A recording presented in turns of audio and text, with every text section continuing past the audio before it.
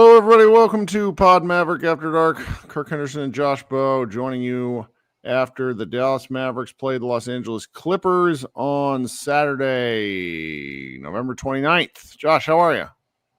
I'm doing pretty good. That was a very, very crazy game. I mean, because they're all crazy. I mean, holy crap. This is the 85th Mavericks clutch game. Like, they're all like this. They needed to win one of these clutch games. They did. So the Mavericks beat the Clippers 114 to 110. This was an interesting one just on paper because we knew by midday Anthony Davis was out. Daniel Gafford was going to be out. The Mavericks initially said Klay Thompson was going to be out, I think before looking at their active roster and realizing that they just needed people. Klay Thompson then obviously plays in the game. Right before tip-off, PJ Washington, I guess it's warm-ups, tip-off, whatever, but close enough to where they weren't able to change the official starting lineup. PJ Washington steps on a loose ball, sprains his ankle badly enough to where he has to miss the game. And the Clippers are playing the second night of a back-to-back as well. They lost. But they didn't travel. They were right. They're a home game for the Clippers where they lost to the Memphis Grizzlies last night. And this one just sort of had the makings of I don't want to say it's a schedule loss because the Mavericks have been losing most of their games. So to call anything a scheduled whatever is not, at least it's not how this works. So it became pretty clear early on that the Mavericks were going to work through Cooper Flagg, which is what a lot of fans have been clamoring for. And in a rare surprise for the Mavericks this year, Cooper Flagg delivered. He delivered early and often. And I sort of struggled to know where to begin to talk about this game because Flagg was good early. Klay was good late. And then Cooper brought the Mavericks home. And this, I don't, can I get something on my chest? Can I do one of my things where I talk even longer than normal? Yeah, go ahead. Go. I've been very challenged dealing with people lately who have been very unfair to Cooper Flagg. It's not a massive amount of people, but I think enough Dallas fans had gotten used to seeing heliocentric basketball that they, whether they intended it or not, expected Cooper Flagg to play like Luka Doncic. That is not who Cooper is. It will never be who Cooper is. I don't know what Cooper's going to be, but probably not Luka Doncic. Fair enough. He's going to give what the defense, he's going to take what the defense gives him, and he's going to improve game to game as a rookie. And I think everyone should do their best to enjoy him for the player that he is and stop wondering about the player that he's going to be. We'll get there soon enough. But tonight was a real flash to show you just how much potential I think this guy has. Yeah, I mean, this was incredible. This is an incredible game. I think it's funny coming off of the Lakers game where despite the fact that we both felt like he played really well, people were still kind of upset that he only took 11 shots. Mm-hmm. And then this game was like the opposite. Like he just scored and shot and just kept scoring and kept doing the thing where he's got that quality, man, where it's like when he's going downhill and he's going toward the basket and he has any type of advantage, even if it's a slight advantage, it just feels automatic. Mm-hmm. Like he's just so good going toward the rim, not necessarily like in the paint. Like if he's just dribbling towards the basket, I feel like whatever shot he puts up, he's going to make it, even if it's a little bit outside the paint, even if it's a floater, what have you. I mean, good Lord, he was 6 of 7 at the rim, and then he was 6 of 9. He was 6 of 9 in the paint outside of the rim. Like he kind of has that. He reminds me of LeBron with that like freight train where it's like, oh, it's over. Like it's already over. Like there's no point. Like the contest, like once you've gotten to the point of contest, it's like that's not the problem. The problem is you allowed it to even get to the point where he's getting the shot up in this position. Like that's how I'm already starting to feel with Cooper Flagg when he has momentum and he's going toward the basket aggressively. The thing that I also believe we as a media apparatus are undercovering is that Cooper Flagg is on every single injury report because he has a sprained right thumb.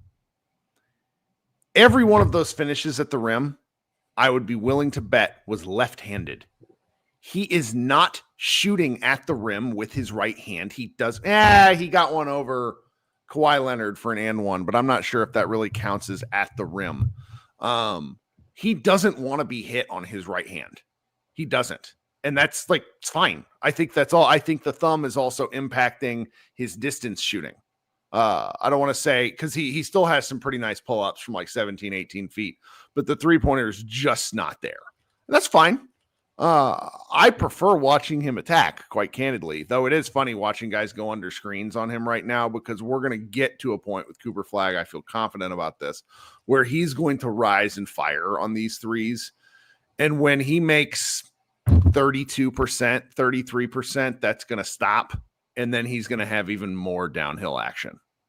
So the first half was really spectacular. The third quarter, the Mavericks played pretty well as a team. And Flagg, I think, really, he didn't take many shots for the first, let's just say 24 minutes, second half, 18 minutes of the third quarter. He might have taken 3 to 5 shots total after taking 17 in the first half. Yeah, he took 6 total in the second half. 6 total in the second half, yeah. Yeah, he only took 1 shot. 2 shots in the fourth quarter, made that mid-range pull up that I think gave him the lead late. But he also got to the free throw line. Like, he made the game-winning free throws, game-sealing free throws. So that's a little deceiving. It's not like he wasn't involved in the final minutes. But yeah, he looked gassed too. Like, people are, again, if you're like, I had to tell one of our staffers in Slack to like they were like, oh, they're icing out Cooper again. And it's like, man, you gotta pace yourself. Like, he can't shoot every single time. Like, there's gonna be moments where he's not gonna have the ball, but I get it. But like, he had 30, like, this was perfect. This was a perfect game for him. He had 0 steals. I don't know how many games he's had without a steal. That's because the steal lord Dwight Powell took all his steals. All of his steals. But if you don't know how many steals Dwight Powell has, pause the podcast right now and go look, then come back, because it's more than you think. He had 6. Yeah. Career high 6 at the end of his career. Yeah, this was Cooper's 4th game of the season with no steals. And he almost had a huge one late where he stripped Zubats, but he just couldn't keep the ball. And it went out of bounds, but he made a great play. He had like 8 almost steals. It felt like he's so good at being free. Like, and this is what we talked about leading up to the draft in the summer, you talking to Kyle Mann at the Ringer. His free safety off ball defense is just, it's special. His help defense. And, and even though he didn't have any steals tonight, like, he was very disruptive off the ball. You're smarter about analyzing defense than I am. Is it fair to say, but there just aren't many guys in the NBA like this. So when I draw comparison points, I think like, oh, this is why Draymond Green was so good at quarterbacking the Golden State Warriors offense, because he seemed to just know where to be ahead of where even the offensive player knew what was happening next. And I don't know, the Mavericks, you see his size limitations a little bit on defense at times, because it's like a guy like Zubac is just so big that he just sort of throws him out of the way. But really, there's like 6 guys in the league that I have concerns about like that, game in and game out.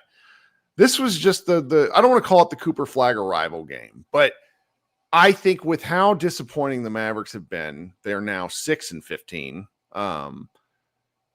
He's been lost in the shuffle because of lots of other issues. But his play has been pretty stinking consistent, and you just don't see enough for what I think fans want.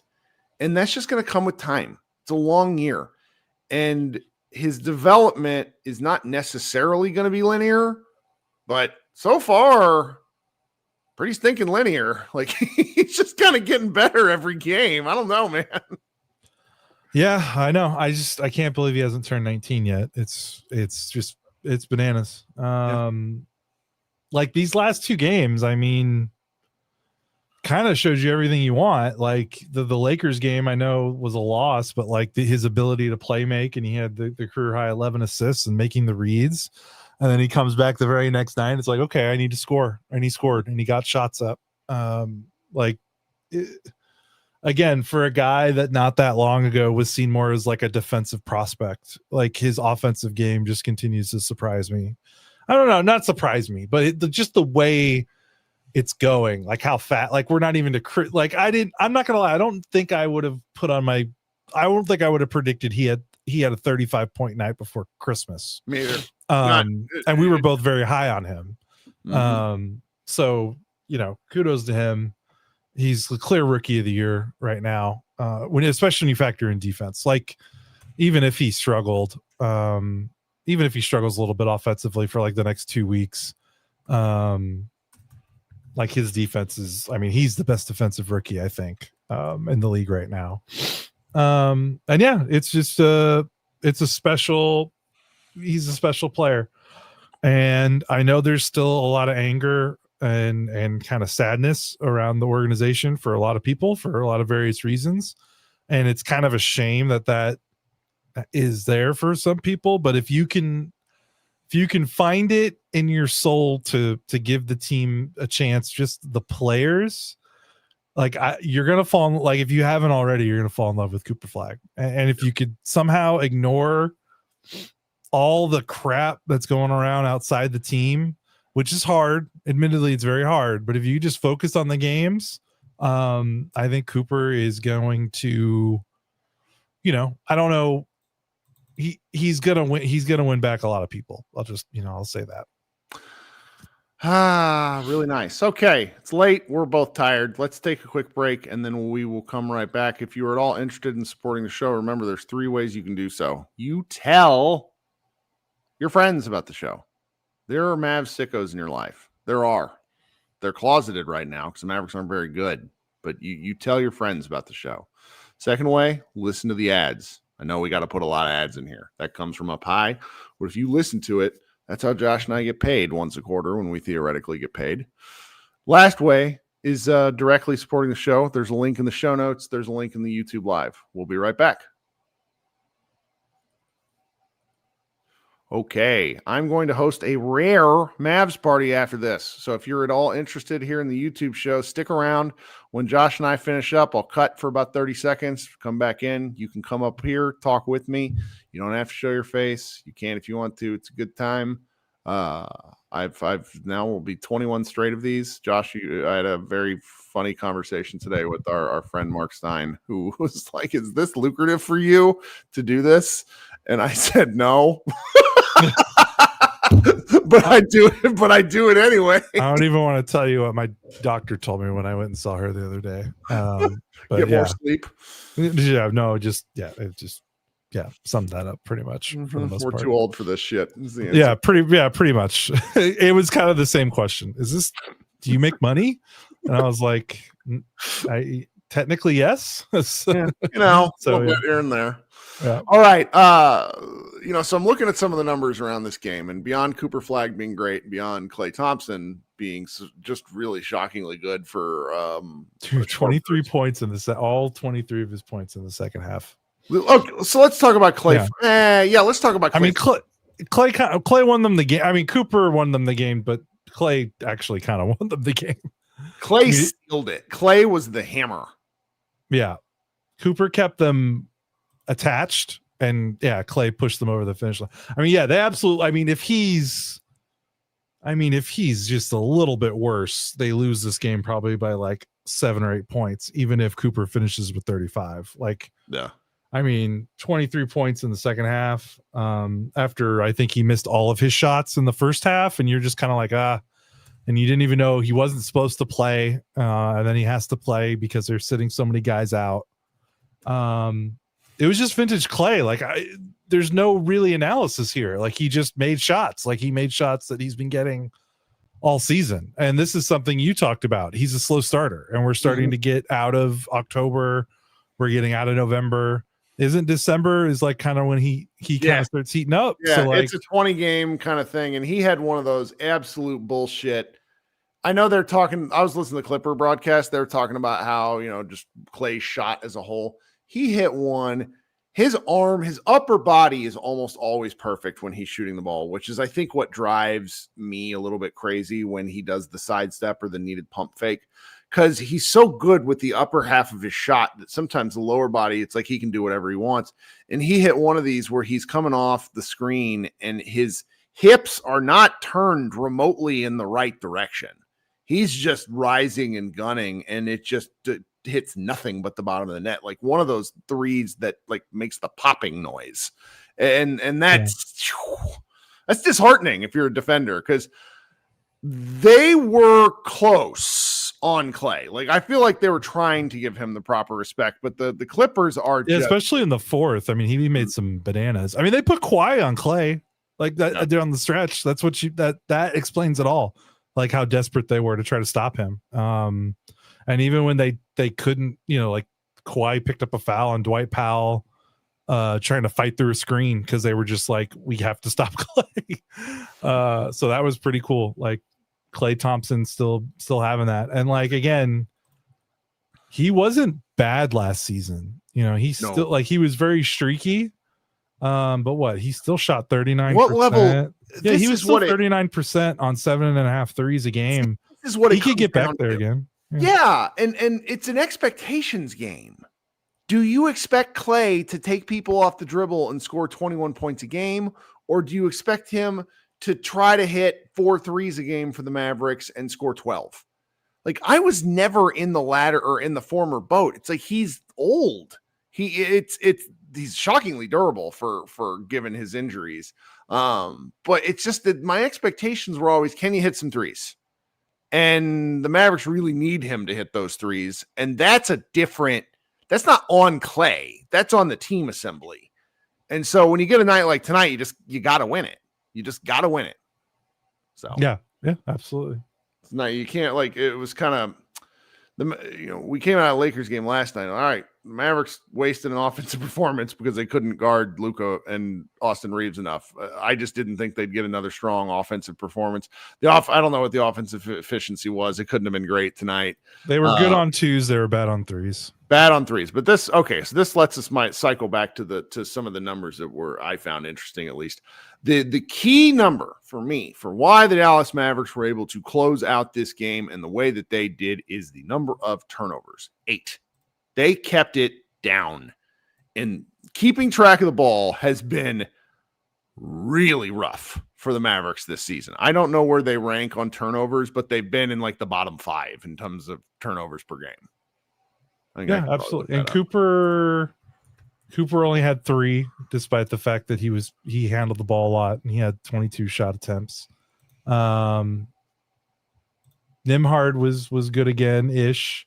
And he played 21 minutes. He didn't shoot the ball as well as he did last game, but again, he only had 2 turnovers. And second straight game, like they're not playing D'Angelo Russell.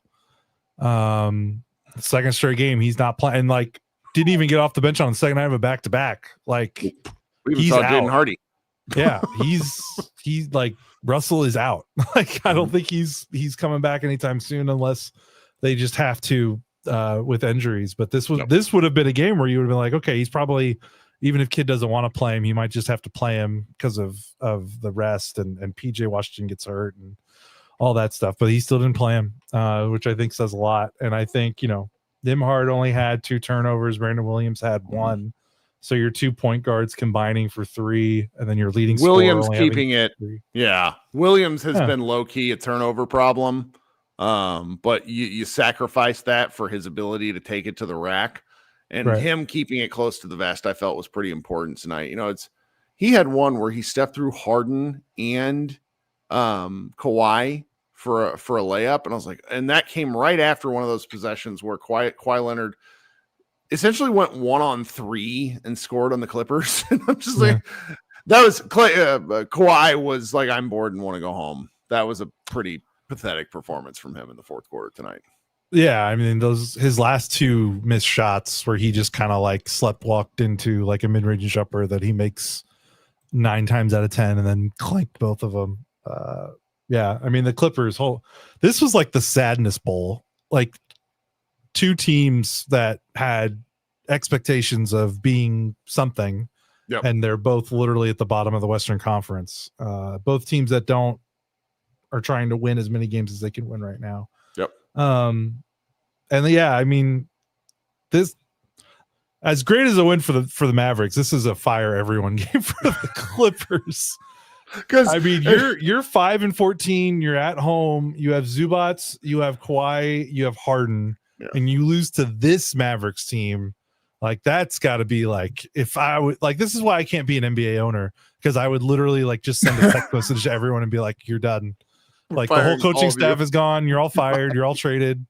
We're going to start the G League guys for the rest of the season. Like, I would get way too pissed off way too easily. But that doesn't take away from the Mavericks like win. Like, they had to take this. God, they had 15 steals. That's so funny. Just the numbers on this game are a riot. Like, it's really funny. And the Clippers won. This is the second straight game where the Mavericks pulled away from it, but the Clippers held the lead for something like 36 minutes of the game. And you just kept waiting for them to end it. But like, I mean, this is every Mavericks game. You keep waiting for them. It's funny. Like, you talked about Jason Kidd earlier today, and no. And it was a worthy, like, it's a worthy take, because like, there's part of it where it's like, you kind of have to, when your franchise gets this nuked, it kind of makes sense to be like, we got to just like build all the way up from the beginning. And you get this out with Cooper where it's like, you have the opportunity to just start fresh with everything. So like, that part of it makes a lot of sense. And I responded to it only because it's like, they don't quit. And it's so like cliche coach speak, but it's like, how many opportunities over the last 12 months have they been given to just be like, hey, it's okay. Like, if you guys lost the next 3 games by an average margin of like 30 points, okay. Like, everyone would be like, we get it. Like, things suck. People don't like going to work when things suck. People do worse at their jobs when things are sucking. We all have been there. Like, everyone would get it. Like, they would not like they would get a pass, but everyone would be like, yeah, we get it. And they don't do that. And I know that they're still 6-15, and they're still going to miss the playoffs, and they're still not going to be the team that they want to be this season. But again, they just don't, like, they've been given every opportunity to just be like, yeah, we can just mail this one in, and they don't. Like, this game, like, when PJ got hurt, like, how are they not down 15 points in the first quarter? Like if you're on the team and you see that, you're like, oh my God, what is even the point? Like, we're cursed. One of our best players is out, on a freaking slipping on a loose ball and layup line. Like, they had every opportunity to mail this game in. Second out of a back-to-back, we're on the road. The Clippers have their guy. Like, let's just get to let's just go home. Like, let's just play. No one get hurt. Let's lose by 25, and then let's get on the plane and go to our next one. Let's go to Denver. Let's actually like try for Denver, because Denver's good. And they kept coming. Like, I don't know how much that's worth. Like, I don't know. Like, I don't know. You can't put that on a spreadsheet. Like when you're evaluating a franchise, it's something that's going to be worth a lot more to some people and maybe not a lot to others. But like that, it's got to be worth something. Well, my kid take was kind of validated today. There's a video that came up today of Luka Doncic screaming at Jason Kidd and calling him a fuckface during last night's game, which fuckface, just right up there with chuckle fuck in terms of just, if somebody called me that, I would,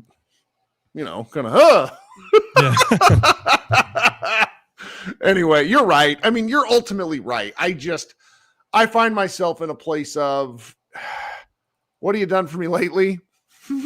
No, I know. Like, I'm not trying to say that like he needs to be the Mavericks coach for the next 25 years because he gets his guy to play hard, which like ultimately, like, hey, come on, guys, like everyone needs to be playing. Yeah. Like, that's what the money. That's your favorite, your Mad Men quote that you like. That's what the money is for. Like so. Ultimately, like you need a coach that could do more. Like you'd ideally like to have a coach that could get your team to play hard and give you advantages elsewhere. But I just think it needs to be noted because it's crazy. It's just crazy. Like I keep every game. I'm like, how are they going to keep it annoyingly close for the other team more so than they need? Like, how are they going to figure out a way to keep a 25-point loss and turn it into a 5-point loss, or in this case, a 4-point win? And they keep doing it every night. Now maybe Denver is when the magic runs out a little bit. But we'll see. I like that. I think Stein said something to the effect of that Anthony Davis is playing on Monday against Denver, which you just need. Jokic is essentially the best NBA player of this generation. I don't really think that's too hot takey. I mean, if you want to throw Giannis in there, maybe, but it's like he's just so good. And if you already are down Derek Lively, you just need big bodies to throw at him and distract him. So that'll be a fun game, though. Road game starts at 8 p.m. Monday night. I hope PJ's okay because no more Caleb Martin minutes. Like, he's another guy who, if you sub PJ Washington for Caleb Martin minutes, you probably mix some others around too tonight, but that essentially lets you play a rotation of Dwight Powell, Najee Marshall, Cooper Flagg, Max Christie, Ryan Nembhard, PJ Washington, Musa Cisse, Klay Thompson, Brandon Williams. That's your 9 guys. And then put in Davis when Davis is there for take out Cisse. Powell out. You bump Powell out probably over Cisse, even though Powell played 34 stinking minutes tonight. And Gafford will come back. But the Mavericks, I think, need to have this is how's this for an end of take hot show or end of show hot take? The Mavericks need to start looking. I think you got to move on from Gafford sooner rather than later. That game against the Lakers, I just have been thinking about how badly he was exposed. He tries so hard, but it's also for what? When he's bad, he just is so overexposed. And I don't know, maybe I'm getting a little ahead of myself. And I think it just doubles down on, you saw that, and then you see Dwight Powell come in and play 34 minutes and impact the game and win, and you're like, well, why are we even paying this guy, that contract? So I get it. But also, it's like the hard part about trading Gafford is like your other foundational starting center cannot stay on. No, if you move AD, you got to keep Gafford. That's true. True. So I don't know. No, they could. I mean, they could move both and just play Dwight Powell and Musa Cisse for the rest of the season, and then just pray Lively comes back. I mean, if they're not trying to win games, that's a way to do it, right? That's a way to organic tank, I guess. Well, it's not really organic tanking if you trade your 2 best bigs mid-season, but yeah, I mean, excuse me, that was a fun game. I mean, that's even if you're on Team Tank, like, you gotta find reasons to watch. Like, this is, I just keep telling people, I'm like, look, if you don't want them, go ahead, go. If you don't want them to win, I'll appreciate that. But don't just talk to me about how you want them to lose. You've got to find something else to watch for. Like, there's rooting against something forever. It really poisons your fan experience. I think, like, if in the back of your head you want them to, like, I understand. Season-wide, they should lose. Game to game, I just want them to win because I want to watch good basketball, or at least entertaining basketball.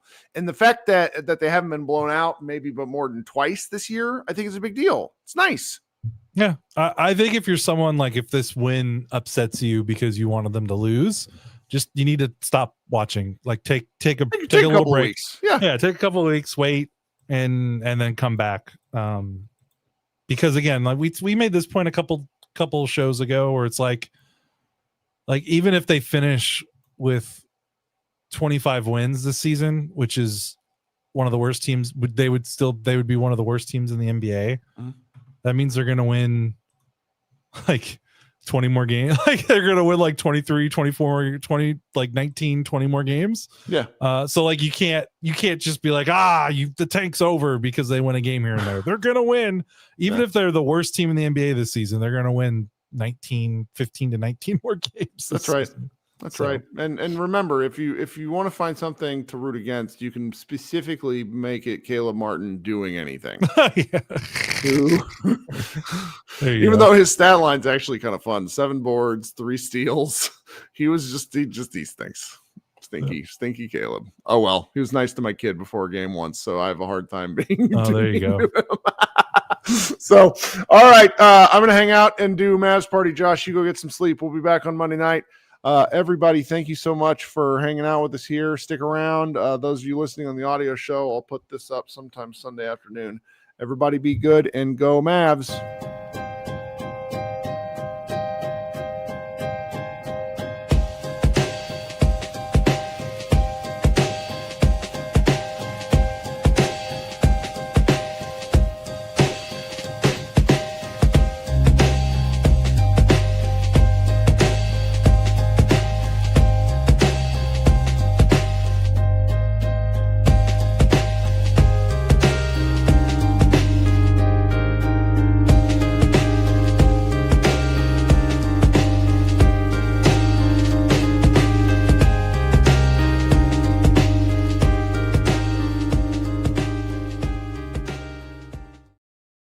Hello, everyone. Welcome to Mavs Party, a Pod Maverick episode. If you are watching this live, this is the show that you can join. I want to hear your takes.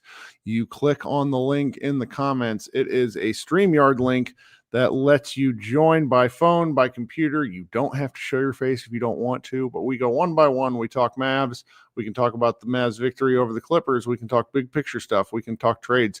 You can even ask me about my various television habits or things I'm doing lately. I don't really care. We're just awake, so let's talk hoop. Everybody be nice to each other. Talking to the various people in the chat who are arguing. My Dodang is feisty there in the chat. He wants to join to talk about it too. I can see him. All right, Patrick, welcome. You're up first. Hey, how you doing?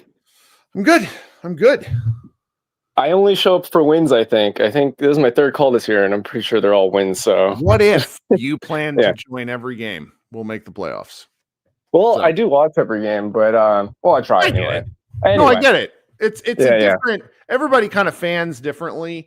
And some people just they're like, all right, they lost. I'm going to talk after the next game. Some people like me and Mr. Dang down there he's going to join us a little bit later. We're mad regardless. And so that's why this is just the place to be. So what are you thinking? What did you like? What did you hate, etc.? Let's talk about the game. Well, to make up for the bandwagoning or bandwagon calling or whatever, I will I'll be negative and nitpick actually. So obviously Cooper had a great game. We won. But one thing I noticed is he'll try to get the switch on the smaller player for an ISO. And I feel like he gets such tunnel vision backing them down. He doesn't know when the help is coming behind him. Like we get so used to like Luka had eyes in the back of his head. And I feel like he has a sense of where they are. But if they show up at a time that he's not expecting it, he's going to lose the ball. I think there's something to that. It also depends who's guarding him. I mean, that's a repetitions thing too, where you want him to have these reps so he starts to sense it. Like Dirk got significantly better at this after the 2007 playoff collapse. And it's reps over time. It's feel. It's becoming the offensive engine and getting used to it.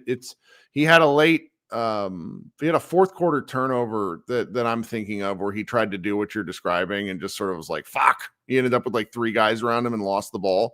But then earlier in the game, he posts up Kawhi and gets an and one over him on the opposite block. And it's like, okay, well, you live in two steps forward, one step back kind of thing. And I think we will live with results like tonight's. Yeah, and I suppose the general concept we're alluding to is just getting better at passing out of the double. And on that topic, I don't know how many assists he ended with, but it was astounding. He had 0 for a very long time in this game. And I don't know if that's the nature of players just missing shots or if he's not setting guys up well or anything like that. Of course, he's not Point Cooper, but I'm just curious. So he had 11 last night. He had 11 assists last night, and it was watching these two games that way back to back is interesting because I felt, and this is just my take. I could be wrong. I'd love for somebody to tell me if they think I'm misinformed here. That he was making the same kind of passes tonight, and guys weren't connecting. One of Klay's massive threes in the second half came out of a drive, like it was a real simple drive and pivot out to Klay. So he passed, his playmaking's there. I'm really impressed with his reads is where I'm at. And the take last night in here from people who are frustrated, there's only one guy, but the comments were very frustrated in Coop's lack of aggression last night, even though he had 13, 7, and 11. So it's like, what?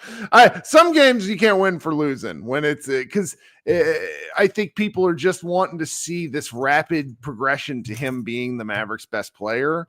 And we're a little bit of ways away from that. But tonight he certainly was, at least for me. Yeah, he's more fun to watch without AD on the court. I'll just say that and be on my way.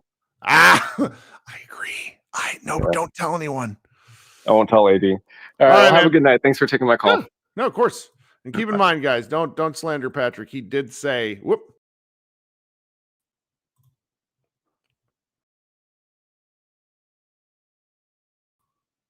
Can you guys hear me? Oh, sorry. Man, that was weird. I accidentally clicked the wrong screen and went away from my own podcast for 25 seconds. That'll be fun to edit out later. Coming up next, Mr. Daniel. Oh, what's up, Kirk? How are you? Oh, I'm good, man. I'm just glad that this Mavericks team won after this 3-game losing streak we've had. Yeah, it's they needed one, and we all kind of had this one circled as one that we felt they had a better chance than. I mean, the Mavericks were at least this morning were like 7.5 point underdogs, and when you get that big of a line, Vegas tends to think that a team's going to get waxed. So it was nice to come out and see them do well. Yeah, I also do think that Cooper Flagg, he's amazing. 18 years old, going to be 19 next month. That's crazy to think about. Yeah. What'd you think about AD last night after coming back from his calf? I was pleased. I thought he physically looked better. He had a punch the first 5 games. Like the Mavs media photos, he had a belly. And people outside of my Mavs sphere were commenting to me about it. So meaning other teams' fans and things like that. So I was pleased with the way he looked. I think that given the minutes usage, he didn't take too many shots I hated. I thought he played pretty good defense. Luka exposed him on the pick and roll, but I also don't think he's near as good a defender in space as he was billed at and hasn't been for some time. But that was before he was even traded to the Mavericks. I mean, he's like a 14-year vet who's had lots of injury problems. So my standards were not sky high. I wanted to see if he moved well enough, and I thought he did, and I thought he looked physically pretty good. So that how's that for a big picture answer? That's fair because you know how AD is. If he's healthy, he's one of the more better players in the NBA when he's playing at the 4. As far as the game goes tonight, I thought Cooper Flagg was exceptional with his 35 points. He was able to get through the Clippers defense with no avail. He had that dunk over Zubac, which was kind of crazy to think about on the fast break. And Klay Thompson, can we just sell high on him? I want to sell high on Klay Thompson in a trade. I think the answer to this question of what do they do with Klay comes to they will treat Klay like the veteran Hall of Famer he is and try to do what he asks. And if he wants to go somewhere, they'll trade him. If he doesn't, they will keep him. Because I think his contract's partially guaranteed next year. And I've been mentioning this more and more. Draft capital in the NBA is really fucked up right now, where a couple of teams have a ton of picks and it really messes with the market. And, the most you're going to get for a guy who, like Klay, is at his age, even at his statistical output, which is better than people thinks it is, he's not getting more than a second rounder. You're not getting a first round pick for Klay Thompson. So that's part of it. Yeah, but I also do think, too, is that when Klay gets hot, you got to get a hand up because if you don't get a hand up, he's gonna shoot that basketball like it's nothing. Well, and you can, for anybody that if you're at work next week and you don't want to be doing your job, for example, and you have access to a computer and spreadsheets, you can pull up his month-by-month numbers since the ACL return and the Achilles injury. Excuse me. He takes October and November to warm up. It's about a 15 to 18 game warm up, and then all of a sudden he's cooking. So that's sort of where he is. he was real good for the Mavericks down the stretch. He finished 39% from three on the year.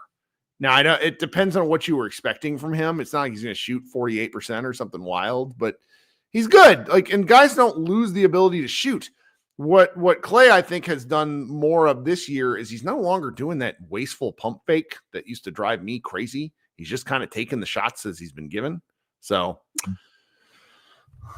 I'm just glad that Klay is doing better on the bench than he is starting, because I feel like in his career he needs to be like a bench guard for his career going forward, because he can average you like 15 to 16 points for his career. Yeah. I mean, that's very good for a bench player. Absolutely. Very good. Yeah. So I agree. So as far as the Mavericks go moving forward, the game against Denver coming up is going to be really, really tough, because that high altitude is going to be a problem for the players, and you got to have oxygen going over there. And hopefully AD plays in this game as well. And we need I read earlier today, and I can't remember who, but he is playing Monday. Okay, so we're just waiting on PJ or Gafford to be available on that game. Yes, and Gafford should be available. This was sort of a designated rest day where I think honestly the Mavericks, I don't want to say they were throwing the game, but they were not putting out their best foot forward. Mm-hmm. But overall, I'm just glad that they won tonight. But there were some plays in that game that the Mavericks they almost lost this game too, because the Clippers could have been up by 15 or more easily, yes. And they should have been. They should have been easily, but Dallas just kept hanging around like they do, and then they just come out on top like they always do. So, yeah, it's nice. Yeah. Well, anything else for us? Well, I was also going to say too is that we're supposed to be waiting on Kyrie to come back at the latest of January, if I'm assuming, if that's correct. So he didn't get his surgery till the end of March. Christmas Day will be 9 full months. Mm-hmm.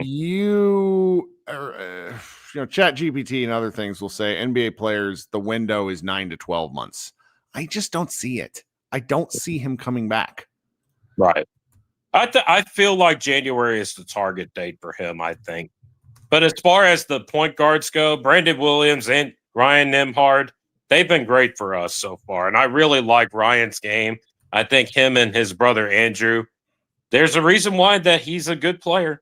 Yep. There's a reason why he's good. And I feel like Jason Kidd has done. I feel like he's put him in a good spot, I think. Well, so tonight he played 21 minutes. I think 20 minutes is a good amount for him, because he's small enough to where a team like the Clippers will eventually start isoing him and punishing him. And instead, they're using him in these short bursts where he's running the offense, and then they're not doing anything where they're really targeting him too much on defense. I like, and then Brandon Williams was the other guy who played. Let me just see here. Brandon Williams played about 20. He played 26 minutes, so that's 47 minutes between your 2 point guards. That's good. That's good minutes distribution. I liked it. Yeah, and it's good. It's good backup minutes too, because remember, when Kyrie does come back, it's always nice to have backup guards like Brandon Williams and Ryan Nembhard to get the bulk of the minutes for Kyrie, because that Kyrie is getting older in his age. Yeah. So that's when you need him. Well, we'll see soon, man. I appreciate you joining once again. All right. All right, Kirk. Talk soon. All right. Coming up next, my friend Ash Boying. Then I got to take a short break. Let's go to Mr. Boying. What's happening? Good evening. How are you? Good. It's late, but not too late. Yeah, I was up till 3:30 last night. So we're too old for that stuff. It was a great high school football night, though. So, anyway, what are you thinking today?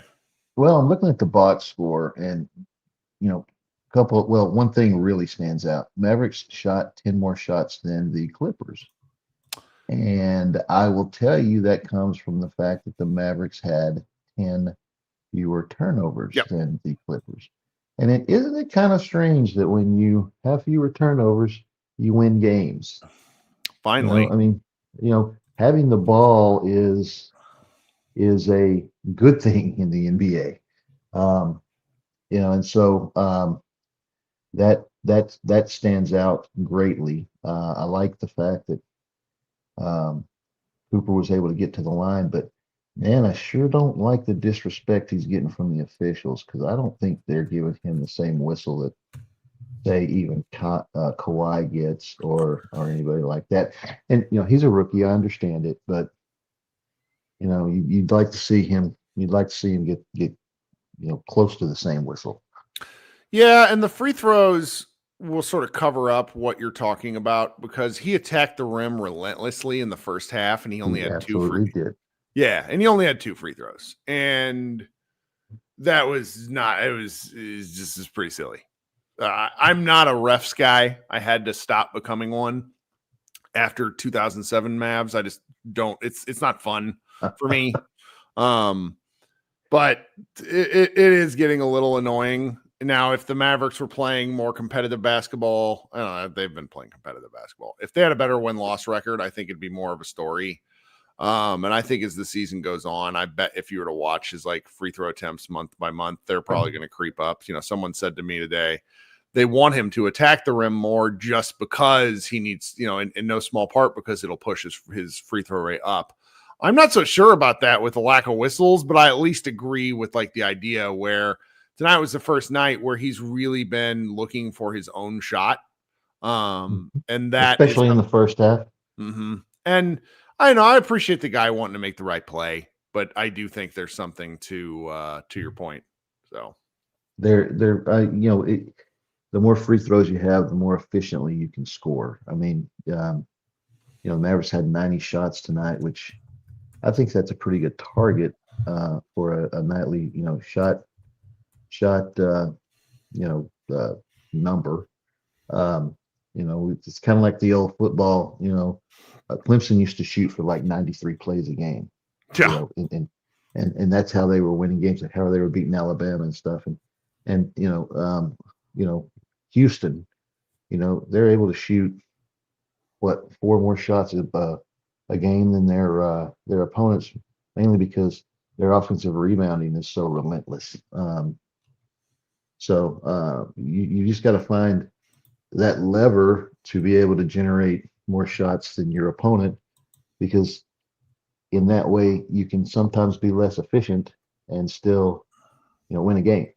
That's right. So you look at Houston, who is wildly inefficient on a per shot basis, but they shoot so many more shots than their opponents. They're rebounding 40% of their own misses. Right, 42%. Yes. God. Steven Adams has an insane 26.5% offensive rebounding percentage. I mean, and that does 2 things. One, it obviously gives you more shots, but number 2, the other team's not going to try to get out on the break so much because they can't. I mean, they got to stay in and rebound because otherwise Houston's going to punish them on the boards. Yeah. So, that helps their defense as well. So you've got to find, much was made about Oklahoma City and their turnover generation, especially last year. It's continuing this year, and that's how Oklahoma City's able to generate more shots. And then, of course, they've got, a lot of skill to go along with that, which is why they're on a record pace for net advantage. So I think they're 16 points a game net differential. So and then conversely, our Mavericks are leading the league in turnovers, and it's no coincidence that they're close to leading the league in losses. So that's what I think. Wanted to make one point about Klay, and you kind of made my point for me, but you're not going to get more than a second round pick for Klay, but I think Klay's kind of deserved Klay's kind of earned the respect of, you should go to him and, okay, Klay, what do you want to do? You want us to try to trade you to Detroit, who really needs 3-point shooting, and that way you can compete for a title because that's what you really came here to do. Yep. Or do you want to stick around here and babysit? That's absolutely what I hope for from them and for him, because I think the Mavericks institutionally have to wash some of this Luka stink off the franchise. I mean, part of Harrison's appeal was, did I say Luka stink? I meant Luka trade stink, like what they did to him. Sorry, I don't want to be clipped tomorrow and have somebody yell at me. Harrison's appeal, right? Harrison's appeal was that he was cool with players, and I think when you do what he did to Luka, it just kind of wipes all that away. And you know, kid needs to get his name out of it too, even though I think that's going to be harder to do. And by treating a veteran like Klay right, I think that earns you things. I think players notice that. I still think kids are going to try a Milwaukee style coup. Oh, I think so too. Yeah. But regardless of that, I wanted to make one point about Klay Thompson, because you talked about his upper body and his shooting, and isn't it amazing how he's able to generate space without ever taking a dribble? He's got that that funky rip through move that he kind of does, where he's able to generate space for a shot, and without ever taking a dribble. I mean, it's just his lateral and frankly his just overall quickness is pretty preposterous. And for as old as he is and the injuries he's had, yes, it is. For as old as he is, for the fact that he's got, he's a scruffy haired white dude. Like he had a couple of moves going. I mean, most of his moves were going left tonight, where he just appears past really good defenders, and I don't. And you don't know how he got there. Right. It's real, like there's like a first step ability to what he's got, the little hip swivel thing, and he uses it in the paint where it's just like, God, he presses off so quickly. It's really impressive.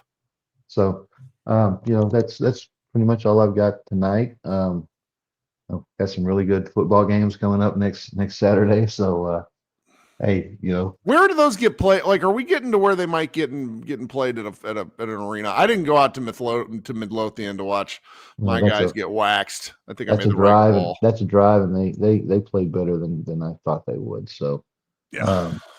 The way those works, and it's kind of weird that they say it's a coin flip, right? But obviously, since both coaches are generally on the phone, it can't be like a coin flip. But what they do is they'll name a city.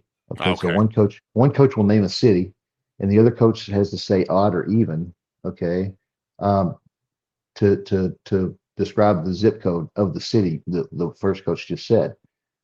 If the coach gets that right, then he gets to choose where they play. If the coach gets it wrong, the coach that named the city gets to choose where they play. That's how they do the coin flip. Okay. It's kind of funny. When my kid was playing at Geyer, I got to see it kind of live and in action one Sunday morning. But they're Geyer's playing South Lake at Crowley Stadium. Okay.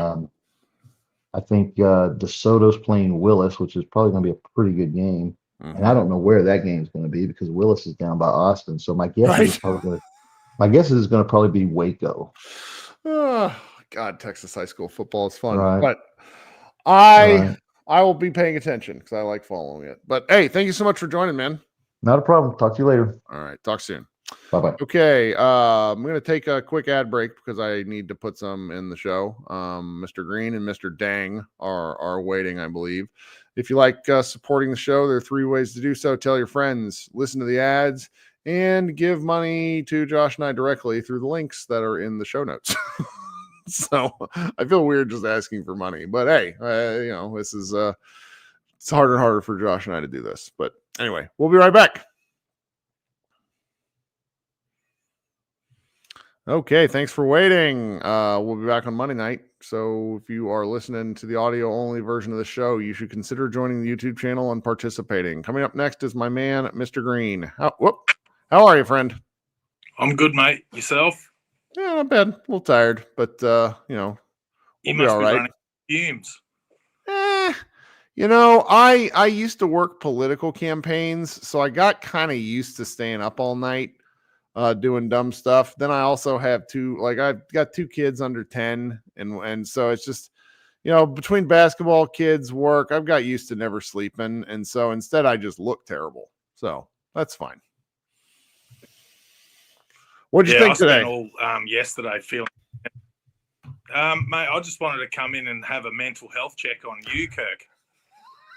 Make sure you're still doing all right.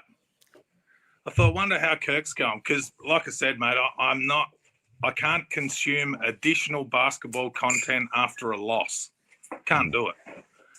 Zero interest in doing it. But yeah, man, look, good game tonight.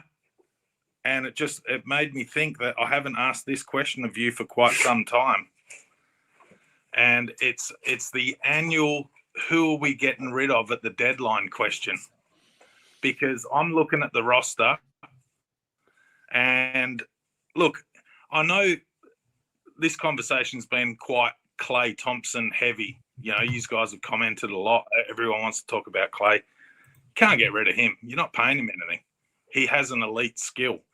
If this was a good team, you wouldn't get rid of him. And I'm not saying it's a good team, but we have a chance to turn it around and, you know, make a run at some stage this season. It's inevitable. You know it's going to happen. We're going to win more games than we want to win. We're going to get a worse draft pick than we want to get. And I'm looking at the roster, and mate, I only want to keep 7 players. I just want your opinion of who are you keeping, Kirk? Who are you keeping moving forward? Okay, good question. So PJ Washington can't be traded because of when he signed his deal. So you're keeping PJ Cooper. You're keeping Kyrie simply because you don't trade an injured player. I also just happen to like Kyrie. So that's 3 guys right there.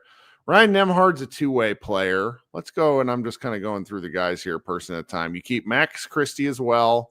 Dwight Powell kind of comes with the building. He's like a cat that just lives on the premises. You don't really have a choice as far as where he goes.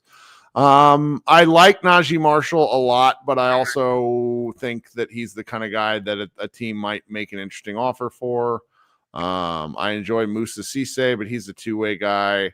Brandon Williams, I don't think will be on the team next year. Jaden Hardy will somehow live with us always. I think that D'Angelo Russell, somebody that obviously if they can move him, they will. They will also move Anthony Davis if they are happy with the kind of offer that they get, because I think he's their only real shot at getting assets of interest back in a draft, or I'm sorry, in a trade. Dan Gafford, too. I'm iffy on Gafford. He's the one that I just don't know because I think he brings some things and he also makes a lot of money. So it's hard to say with him. Man, watching Gafford is one of the more infuriating things that I've experienced as a Maverick fan.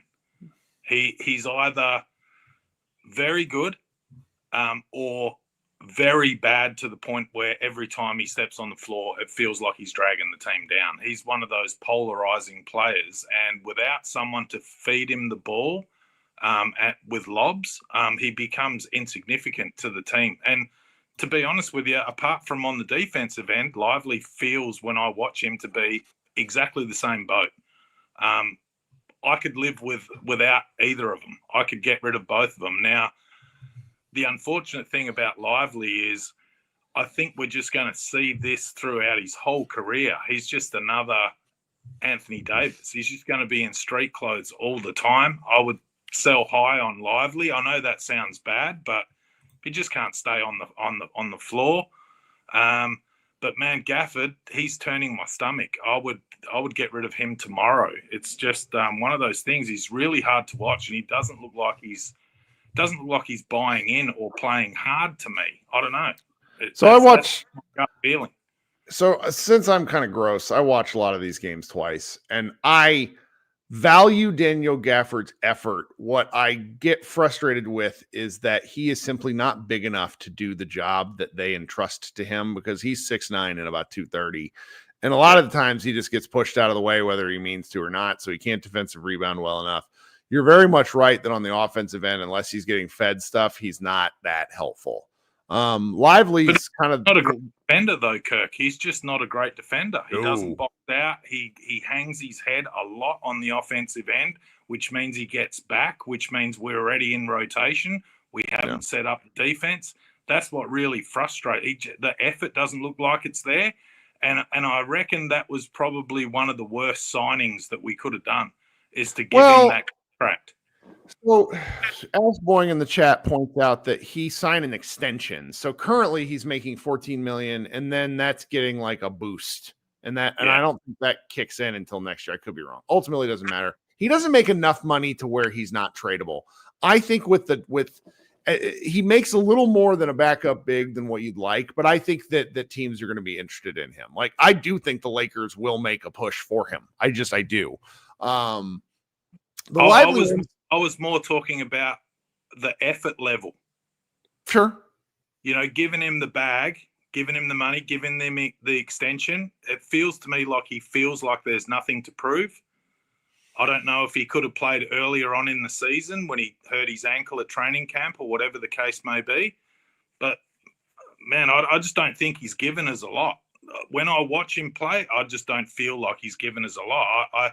I'm confused as to why you think he's playing hard. Because I do think he plays hard, but I think he's offensively inept without a good guard structure. Like that's kind of a given with the nature of his game. I will say I think the lively part's probably more complex because we've not seen a good stretch of basketball from him since the Western Conference Finals in 2024. Last year was a wash. He had and this is where I don't know how to judge him appropriately because the Mavericks botched his diagnosis with his foot. And so I can't lay a misdiagnosis on him. But now he's coming back. Like this year, he is having problems with the same foot. And they told us he's going to miss at least 7 to 10 days due to swelling. And I talked about this last night just to myself while I was waiting to see if anyone would join the show. And I said that I don't trust the Maverick medical staff to tell us what's actually happening because swelling is a symptom. It is not a reason. And so if they don't know the reason yet, that would freak me out if I was Derek Lively. So I say all that to preface it with, I think trading him would make sense, but I also don't think he can because he's essentially a lemon waiting to happen. And so you're not going to get anything for a lemon. Do you know what I mean? Yeah, I do. I do know what you mean. And, this has been a really tough watch this season, and hence why I don't want to participate much in these shows. But, what is interesting is when you have players like Nembhard. Now, look, I don't want to buy too much stock on Nembhard Island, but to see him and Cooper running around together, he doesn't look all that pressured. He does have that 6-foot guard problem that I have a massive issue with. And that was why I was so into Exum. Exum's that taller, longer, rangier guard. And I think in the modern NBA, that's you got to be sort of 6'5" in my books. I'm not giving players contracts under 6'5". It's just as simple as that. Kyrie's obviously the exception to that rule, but in general, your role players, they have to be of that length because then they can have a little bit more impact on the defensive end. And did I read something that Exum's out for the season? So that's him. He's not playing for the Mavericks again because they're not going to have another crack at him, surely. I don't know if he would have another crack in the NBA just based off of this kind of injury stuff. However, I've seen some video of him and moving around, and I don't understand why he's out for the year. I also remember, and I'm curious if anyone else remembers this, that he was marked as out for the year last year and then showed up in a couple of their late season games. Yeah, I didn't see that. But man, it would be such a tragedy that Kyrie will be the only Aussie left on the team. German, Aussie players. The Nico Harrison really did his best to make it an America first basketball team. It's this season is just so I don't disappointing, yes, but it's also within my range. I don't know. I'm a negative person, and part of what this show, the podcast in general, I don't want to sell it as a negative show. So sometimes I hedge my own opinions because I don't want to piss people off in the middle of summer. And I was really worried about this team going back to the D'Angelo Russell signing because I just don't think he's any good. And I neither does the coach. Well, yeah, and I'm kind of on the record talking about how I think he's a fine signing, et cetera, and I just sort of fib.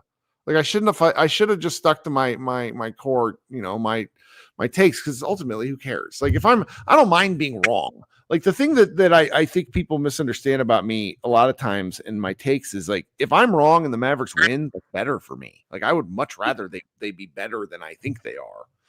So yeah, I'm definitely enjoying some of the lineups. Like, tonight I think we've seen Coop, Nemhard, Christie, Musa, and Klay on the court. That was, I had to sort of rub my eyes. I hope I'm remembering this correctly. But, Musa gives it, man. He gives it. And like if I was to put, like a percentage of effort from how I see it, Musa's at 85% minimum. And I would say that sometimes when I watch Gafford, he's at like a 60% minimum.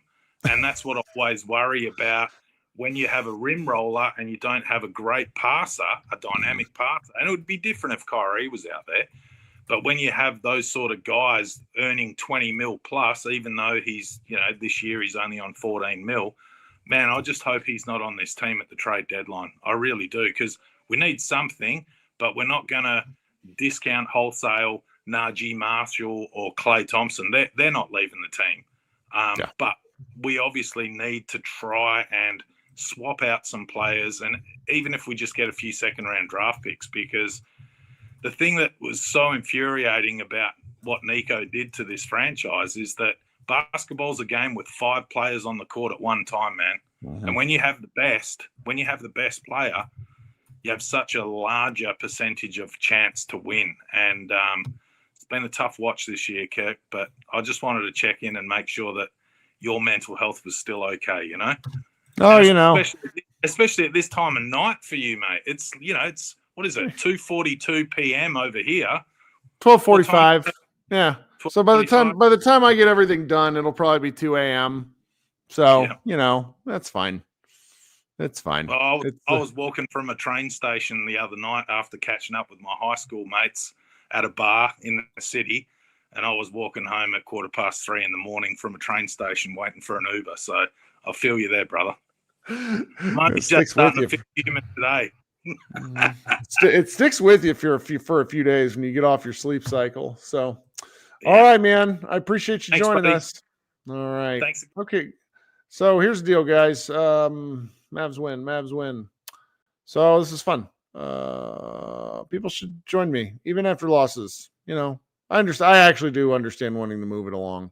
I'm going to have to kind of figure out something if the Mavericks are going to keep losing it at a roughly a 70% clip, because the losses, it's a much more interesting group therapy when the team is competing for something. So we'll cycle around. We'll figure out what's up. There's fewer games here in December, only 13 after these. I don't know how many they played in November, but it felt like a ton. So fewer Mavs games means fewer podcasts. So we'll see where we're going. Everybody be good. Talk to you guys Monday night during the Denver game. Go Mavs.